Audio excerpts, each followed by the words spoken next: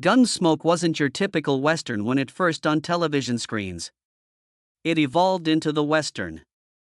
There are cowboys, dusty streets, and danger everywhere. It was all adored by fans. However, there were times behind the saloon doors and gunfights that the cameras failed to capture. There were instances when the actors blushed, giggled, and even gazed for too long. And music, yes, Amanda Blake's ensemble caused everyone to pause. Miss Kitty was on screen. Powerful and elegant. The crew was chatting and double-checking her outfit off-screen. The true story behind those iconic Dodge City scenes. Come explore the show, the actors, and the unexpected behind-the-scenes moments that made everyone talk. Gunsmoke's journey to legend. Gunsmoke was not your typical Western. Norman Macdonald and John Meston composed the music in 1952 as a radio program, as well as taking place in Dodge City, Kansas in the 1870s. As U.S. Marshal Matt Dillon attempted to maintain order in a community teeming with danger, drifters, and troublemakers, the story followed him. Fans adored William Conrad's rugged, deep voice as he portrayed Matt Dillon on the radio. The radio program operated without a sponsor for years, but CBS continued to fund it because they recognized their unique selling point. The strength of the broadcast is demonstrated by the later statement by radio specialist John Dunning: Gunsmoke is routinely placed among the best shows of any kind and any time. The story's core remained the same, despite the fact that everything altered when it was adapted for television in 1955. It was one of the longest-running scripted series in American television history, with 20 seasons and 635 episodes, until The Simpsons overtook it. In its heyday, it consistently ranked at the top of the ratings. Critics even likened it to the music of great ancient stories, with writer Cecil Smith of the Los Angeles Times referring to it as our own Iliad and Odyssey. With each new episode of Legends of the West or Everyday Life in Dodge City, viewers were transported to a different era. After those initial seasons concluded, the show's popularity continued. It later served as the inspiration for 5 TV films and earned 15 Primetime Emmy Awards. Even still, the true tale of Gunsmoke's rise only becomes more fascinating when you consider how it transitioned from radio to television and who nearly landed the Marshal Dillon position. From TV faces to radio voices. Gunsmoke's transition from radio to television wasn't easy. Norman Macdonald was so fond of radio that he once remarked, "Our show is perfect for radio." He was concerned that television would eliminate the mystery and detail that listeners conjured up in their minds. However, despite the radio team's desire to maintain the status quo, CBS persisted in their goal to bring Gunsmoke to television. At first, the shift did not sit well with radio listeners. In order to preserve William Conrad in the radio cast, they believed the TV performers were imposters. Conrad even tried out for TV, but he was not hired. His appearance was deemed too heavy for the part by the producers. With Raymond Burr, the same thing occurred. One director quipped that when he got up, his chair did the same. Although actor Dennis Weaver later stated that John Wayne was never given consideration, there have long been rumors that Wayne was offered the part of Matt Dillon. The notion would have been absurd, according to director Charles Warren as well. What actually occurred was Wayne's recommendation of James Aries. According to a story that James Stewart recounted, Wayne actually stated that Aries would be a fantastic choice. James Aries ended up becoming Marshal Matt Dillon, the television personality for Gunsmoke. Dennis Weaver, aka Chester Good, joined. Amanda Blake played Miss Kitty Russell, while Milbourne Stone portrayed Doc Adams. The series' tone and style were maintained by Meston, the original author, who remained. That action helped attract millions of new fans and retain existing ones. However, the stories and their characters became even more complex as the cast adapted to Dodge City on television. On-screen life in Dodge City. Watchers were captivated by the series as soon as it debuted on television in 1955. Gunsmoke broadcast as 30-minute episodes for the first 6 years. The show then changed to a 1-hour format in 1961, which allowed for more time for character and story development. The program rapidly rose to the top of the ratings, peaking at number 1 and remaining in the top 20 until 1964. After the Civil War, Dodge City was the center of the majority of the episodes. The town was constantly protected by Marshal Dillon. Trouble ensued when he departed town, and, music, his deputies frequently found it difficult to deal with danger without him. Chester Good was devoted but self-conscious. Festus Hagen eventually took his place, bringing with him his own charm and individuality. Doc Adams was compassionate but unyielding, frequently battling with patients who demanded quick fixes. Despite the fact that Dylan and Miss Kitty never publicly displayed romance, viewers were always able to sense their connection. In a place where life wasn't easy, Miss Kitty remained resilient in the saloon by assisting others, preserving secrets, and giving compassion. In Thousand Oaks, California, they shot the show in what is now California Lutheran University and the neighboring Wildwood Park. Along with being legendary, the music began with the tune Old Trails, which was eventually renamed Boot Hill. Tex Ritter and the Radio Orchestra released it after Rex Corey wrote it. That dramatic Western sound was developed with the support of the show's creative team, which included composers Elmer Bernstein and Jerry Goldsmith. Viewers tuned in week after week. Even the most popular shows, however, encounter unexpected times. And everyone on the set was shocked by Gunsmoke's demise. An abrupt conclusion to a TV classic. The show's cast did not anticipate Gunsmoke's demise after 20 seasons. It had been a consistent feature of American television from 1955 to 1975. The performers anticipated that it would go on for another year or two. However, CBS made the choice in secret, not informing the celebrities. Initially, they made no public announcement. A final farewell episode was not planned. Instead of learning from the network, the actors and crew only learned from industry news. Later, James Aries remarked, "Music, we didn't do a final wrap-up show." The network never told anybody they were thinking of canceling. The finale felt abrupt and poignant for a television program that shaped the American West. Fans had followed life in Dodge, Music City for 20 years. They saw legends emerge, individuals develop, and new roles emerge. Gunsmoke survived the end of the series. The reruns went on. As fans clung to their memories, the network went on to create 5 TV films that allowed viewers to spend more time with Marshall Dillon and the world they cherished. Few shows have ever equaled the legacy the television run left behind, and the radio version was already regarded as one of the most prestigious dramas ever produced. Gunsmoke was ultimately more than just a collection of Old West tales. It became ingrained in American television history, a program that people continue to discuss and recall. Particularly when considering the actual backstage events. Marshall James Arns, The Unbreakable. Actors often abandon the majority of long TV episodes. Occasionally, it's due to changes in one's personal life, career, or artistic endeavors. However, Gunsmoke was unique. The actor who played Marshall Matt Dillon, James Aries, was always there. Never. He appeared in all 635 episodes of the show, which ran for 20 years. As a result, he became the most famous person in TV history, only surpassed by Kelsey Grammer, who portrayed Frasier on Cheers and Frasier. In contrast to Grammer, however, Aries was virtually always the main focus. He stayed on stage and was always the main character, even in later years when his roles were brief. Fans and the entire cast respected him for his dedication. Before acting, Aries was a soldier. He was injured in the leg and foot while serving in the Battle of Antietam after being drafted in 1943.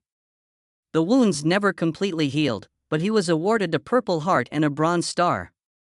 He suffered for the rest of his life because of them. The show made adjustments for him as a result. When he was stronger in the morning, his walking sequences were filmed. It demonstrated power and discipline, and it made his character seem even more formidable on television. However, not everyone immediately thought of Aries when it came time to select the man who would portray Dillon. Music, the casting narrative also introduces us to Miss Kitty, another Hollywood icon, John Wayne, and a romance that never happened. Although John Wayne was never offered the role of Matt Dillon, many fans still hold this belief. There's no evidence that the studio attempted to cast him. Director Charles Mark Warren claimed that Wayne had no interest in television at all. He was not waiting to enter Dodge City, but he did have a say in the decision. As he often said, "John Wayne lived near me and we met at his pub and sat around reviling television." He detested television. Music, Gunsmoke became a landmark film because to Wayne's suggestion that James Aries play the part. Fans have always questioned whether Amanda Blake's character, Miss Kitty Russell, and Matt Dillon would end up dating. They never did on screen, in actuality. Although there was love and intimacy between them, nothing formal occurred. According to Amanda Blake, Kitty wanted Matt to remark, "Kitty, let's buy a hunk of land and raise some beans and kids." However, she was aware that this would be the turning point. Music, the show would become a different kind of narrative. It would become I Love Lucy Out West, she laughed. Arns James concurred. He claimed that if Dillon and Kitty were converted into a legitimate couple, they would need to tie the knot and the show would change. The mystery between them was shielded by that decision. However, the radio version disclosed Miss Kitty's other secret, which the majority of viewers were unaware of. On TV, she owned a sophisticated saloon. Her business, however, was implied to be something else throughout the radio broadcast. As Time magazine later joked, Kitty is just someone Matt has to visit every once in a while. She was clearly not hawking chocolate bars, according to creator Norman MacDonald. TV was unable to depict a more complex and mature backstory at the time, but that one line suggested one. Furthermore, there were other intriguing figures associated with Gunsmoke than Miss Kitty. The cast list, the special guests, and Dodge City's peculiar regulations added even more surprises. Real rules, well-known faces, and one significant network choice. Hundreds of actors traveled through Dodge City in more than 600 episodes. There were 7 recurring cast members, 10 main cast members, and numerous guest stars. From 1962 to 1965, Burt Reynolds, who played Quint Asper, was one of the most well-known guest actors. According to the plot, his character, who was half native, was prohibited from consuming alcohol in Dodge City. Gunsmoke was one of Reynolds' first major hits, but he went on to become a famous movie star. The expression "get out of Dodge," which refers to fleeing quickly before trouble arises, was even inspired by the program. It was popular among children in the 1960s and 1980s and persisted for many years.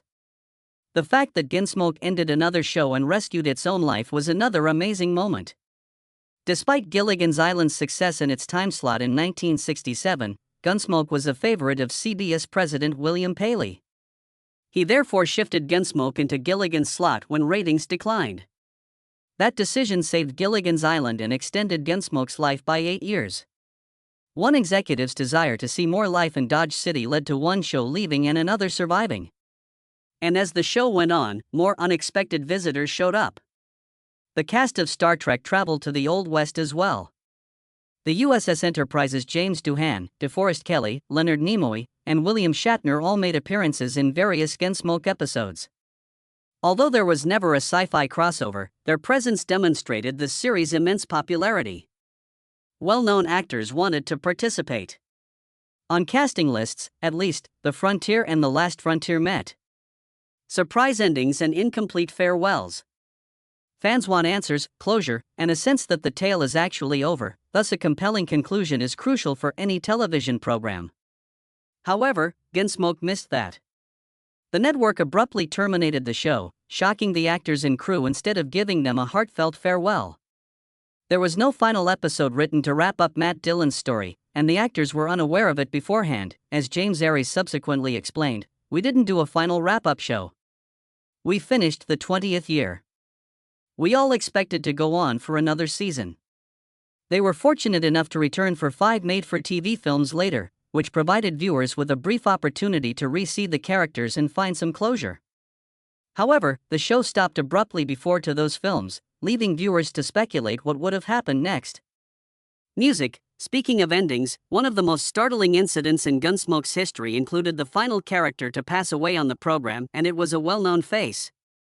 Matt Dillon's last shot and unexpected casualties. There were many gun battles, confrontations, and dangers in Gunsmoke. Music. Additionally, Marshal Matt Dillon had to defeat numerous outlaws over the years. According to historian Marshall Trimble, Dillon shot 407 people across the series and the later films. Some lived, but many did not. The last on-screen death in the first TV run was particularly shocking. Actor Gary Busey portrayed Gunsmoke's final role, who passed away in the episode due to a brain tumor. In a show that is known for its violent shootouts, the peaceful denouement was noteworthy. The casting decisions were also unexpected. The creators considered 26 different actors for the Matt Dillon role when the show was first being developed. The first actor to be considered was William Conrad. He appeared to be a perfect fit because he had prior experience impersonating a U.S. Marshal on the radio. But in the end, James Aries was selected, and the rest is history. After a few years, another show would surpass Gunsmoke's record, even though Aries became one of TV's longest-running stars. However, it took a while to complete. Pain behind the scenes, protests heard, records shattered. For 20 years, Gunsmoke was on television. A huge accomplishment, particularly in the 1960s and 1970s. It was nonetheless well-liked and attracted spectators. Before another concert passed it, almost 30 more years had passed. The Simpsons eventually surpassed Gunsmoke's 635 episodes in April 2020, reaching 673 episodes. However, Gunsmoke completed in under 20 years, but The Simpsons took 3 decades. During such lengthy period, external pressure caused certain adjustments. Viewers witnessed the gunfight in the show's original opening scene every week. However, Americans were increasingly sensitive to brutality throughout the Vietnam War. The gunfight was subsequently cut from the show's opener after public outcry. That wasn't the only difficulty the performance encountered. James Aries, who portrayed Matt Dillon, was 6 feet 7 inches. Although his height gave him a powerful appearance on television, it ultimately posed issues. Long shoots were painful for him because of arthritis he developed at the end of the show's run. As a result, he was given permission by the crew to shoot all of his sequences for an episode in one day. Aries showed how resilient he was by working despite the agony from his arthritis and past war wounds. Even though Aries struggled with bodily anguish, the show was impacted by businesses outside the studio in a different way. Music, cigarettes, cameos, and a radio debut. Cigarette businesses placed advertisements everywhere in the 1950s and early 1960s, including close to schools. In advertisements, doctors endorsed various companies. Gunsmoke was only one of many TV series with tobacco sponsors. For the first 7 seasons, L&M cigarettes provided sponsorship. James Aries even made weekly appearances on CBS TV in advertisements for L&M's Gunsmoke, but that ceased in 1970 when the Public Health Cigarette Smoking Act outlawed cigarette advertisements. Even though Gunsmoke was a Western, it had unexpected connections to other well-known programs. Each member of the Brady Bunch cast made an appearance in their own episode. In season 14, Christopher Knight, who portrayed Peter Brady, appeared in The Miracle Man. Jan Brady was portrayed by Eve Plum in Gold Town. In seasons 14 and 15, Susan Olsen, a miniature Cindy Brady, made 2 appearances. There were more cameos to come. Creo was a villain who Charles Bronson portrayed in 1956 and later reprised. As a horse thief, David Carradine made an appearance.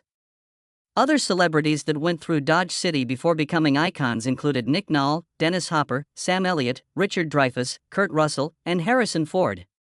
Leslie Nielsen portrayed a gang boss. Prior to all of that, however, Gunsmoke was a radio program. In contrast to shows like The Lone Ranger, CBS President William Paley desired a more serious adult western.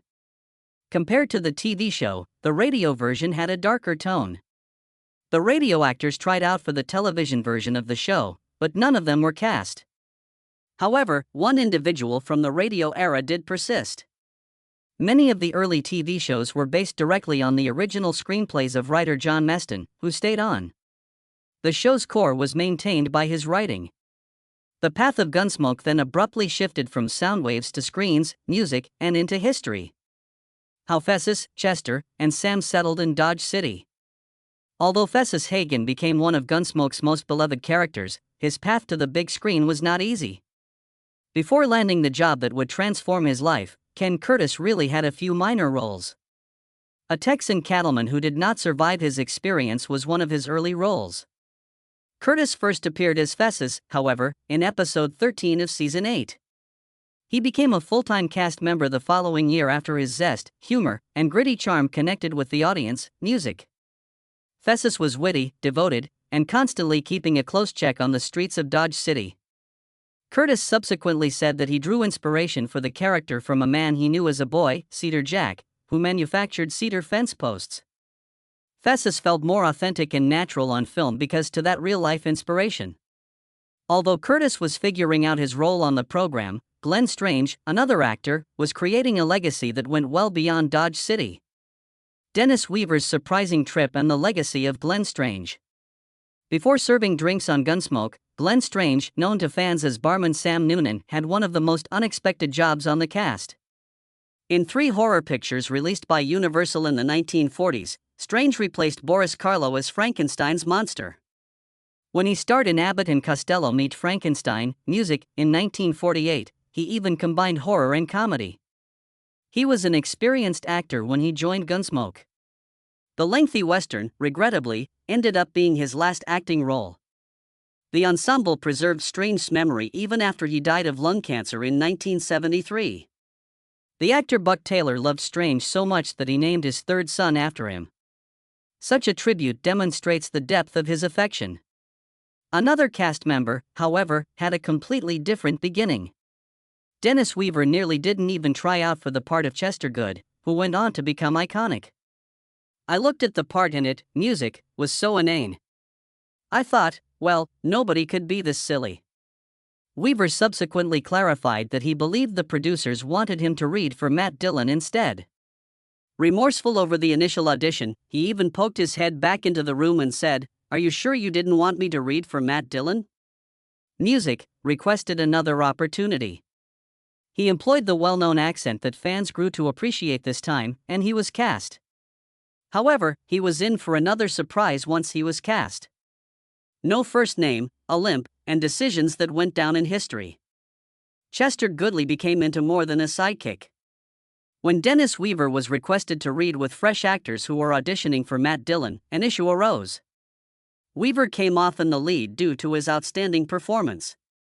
Producers urged him to create a physical characteristic that would lessen the leading man energy in order to address this. Weaver therefore developed a limp. He worked on it in his backyard until it seemed perfect. The character found success with it, but he quickly regretted it as he had to limp in every episode he appeared in after committing. Chester contributed to the early years, while another enduring figure was subtly developing his own aesthetic. For over 10 years, Doc Adams, Milborstone, provided Dodge City with consistent knowledge, problem-solving skills, and medical care. Despite spending so much time on the show, he was still without a first name. Stone explained that no one knew him better when producers asked him to pick one after 16 years. He chose Galen. These particulars, such as Doc's late disclosed name and Chester's limp, contributed to the show's distinctiveness. Amidst all of this, the play itself kept evolving and adjusting to its surroundings in unexpected ways. The departure, honors, and missed roles of Miss Kitty.